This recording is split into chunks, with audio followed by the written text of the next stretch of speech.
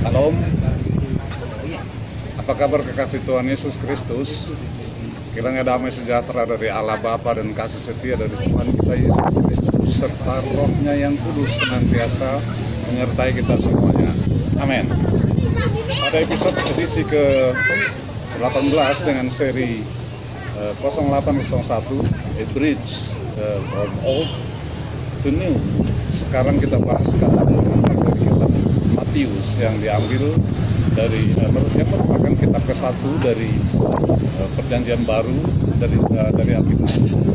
Kata pengantar ini saya kutip dari buku The Student Bible yang telah selesai saya terjemahkan ke dalam bahasa Indonesia.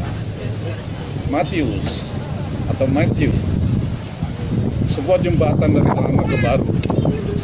Dia akan melahirkan seorang anak laki-laki dan engkau akan menamai dia Yesus, karena dialah yang akan menyelamatkan umatnya dari dosa. Kitab Matius 1 ayat 21. Untuk selama 400 tahun lamanya tidak ada yang baru ditambahkan ke dalam Alkitab. Para nabi terdiam. Selama masa ini kerajaan-kerajaan di Timur Tengah bangkit dan jatuh. Bangsa mungil Israel menderita di bawah dominasi kekuatan yang lebih besar seperti Yunani dan sesuatu yang sungguh penting terjadi. Seorang bayi telah lahir, seorang bayi yang tidak pernah ada sebelumnya. Dengan memperkenalkan bayi yang bertumbuh dewasa ke dalam Yesus, kitab Matius membuka seluruh bab baru di dalam seluruh Alkitab Perjanjian Baru. Kitab Matius membuat tujuan-tujuan jelas sejak awal kalimat pertamanya. Dia menghubungkan kedatangan Yesus dengan garis cerita Perjanjian Lama.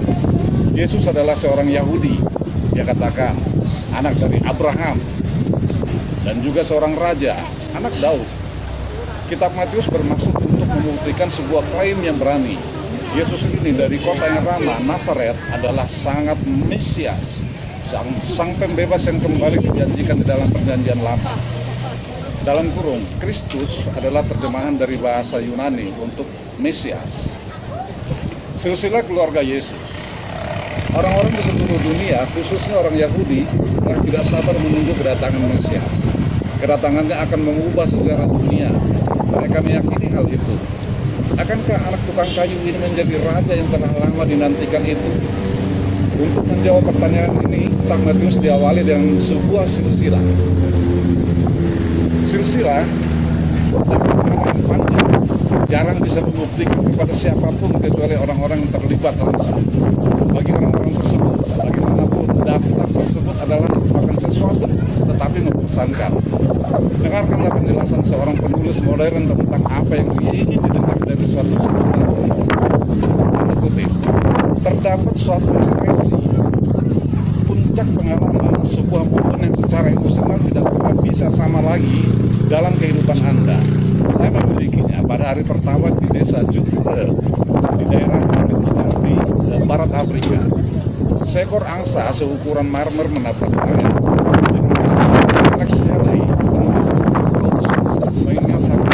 Dia mendengar dari bibir seorang pembaca cerita yang sudah lanjut usia tentang kisah kota Kinte muda ketika ditawan oleh pedagang muda 1953. Kepentingan akar silsilah. Para leluhur Hale, Indonesia dan Indonesia adalah keturunan langsung bangsa Afrika yang ditawan di sebuah desa kecil di Ghana. Pada hari ini, seorang penduduk Afrika dengan lembut mengutip dan begitu mengambil dan begitu dan memang begitu dan begitu.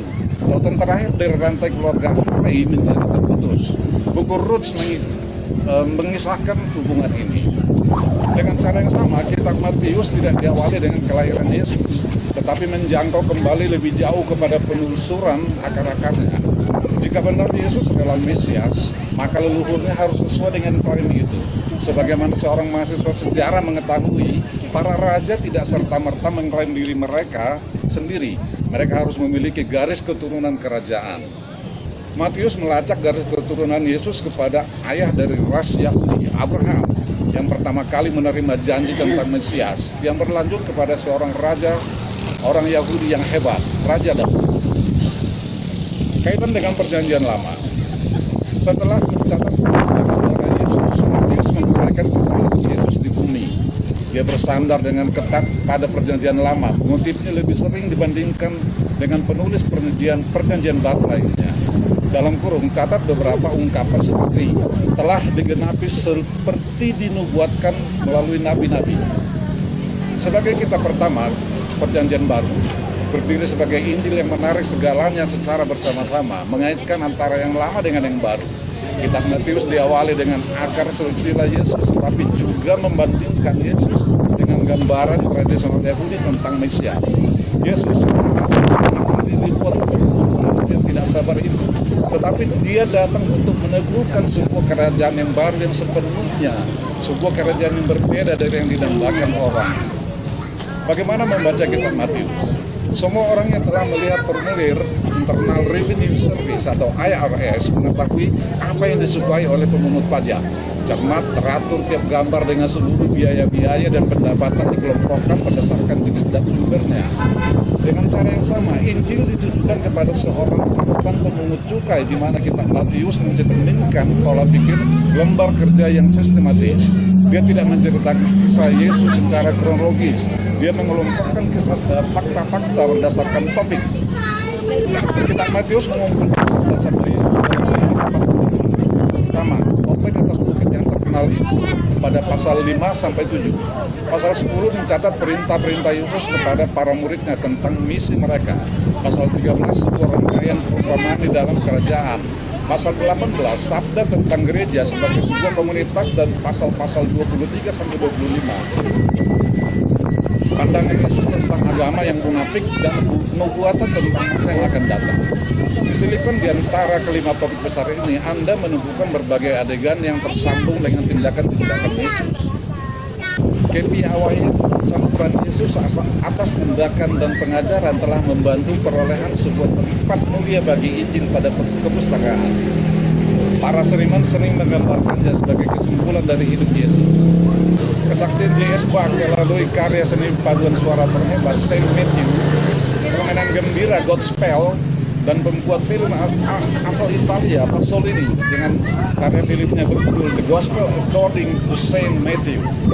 Orang skeptis asal Prancis bernama Renan memuji Injil Matius sebagai buku terpenting bagi kaum Nasrani, sebuah buku terpenting yang pernah dituliskan. Dua pendekatan akan membantu pelajaran tentang Injil Matius. Pertama, perhatikan bagaimana Injil ini berbeda dengan ketiga Injil lainnya. Ini akan memberi Anda beberapa gagasan atas tujuan tersendiri dari Matius.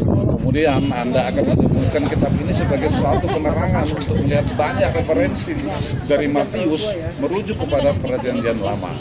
Banyak yang dikutip sebagai catatan kaki pada Alkitab versi baru internasional atau internasional new versi. Halo, saya diperintah untuk menyampaikan terima kasih Anda telah menyaksikan edisi YouTube dari Allah Perkasa Televisi Channel. Jika Anda berkenan, mohon Anda like, Anda share, Anda subscribe, dan tekan tanda lonceng agar Anda tetap terupdate dengan edisi-edisi selanjutnya dari Allah Perkasa Televisi Channel. Dan saya juga mengucapkan terima kasih kepada Anda yang telah memesan merchandise kaos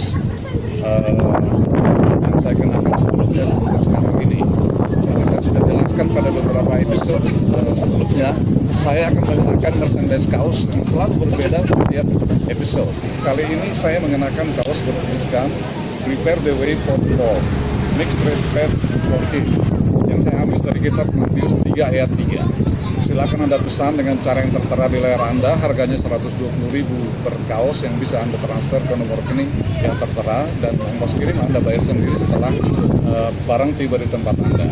Dan memesan merchandise kaos, Anda sudah berkontribusi aktif untuk mendukung proyek pelayanan ini. Dan secara khusus saya juga berterima kasih kepada seorang pemirsa channel Allah Perkasa Televisi Channel yang sudah membiayai transport saya ke Bali, dan juga membiayai hotel saya tempat menginap, dan juga turut juga membiayai akomodasi saya selama di Bali. Hanya saja beliau tidak mau disebutkan namanya, dan untuk itu saya berterima kasih. Shalom, terima kasih. Tuhan Yesus memberkati kita semuanya. Amin, amin, amin.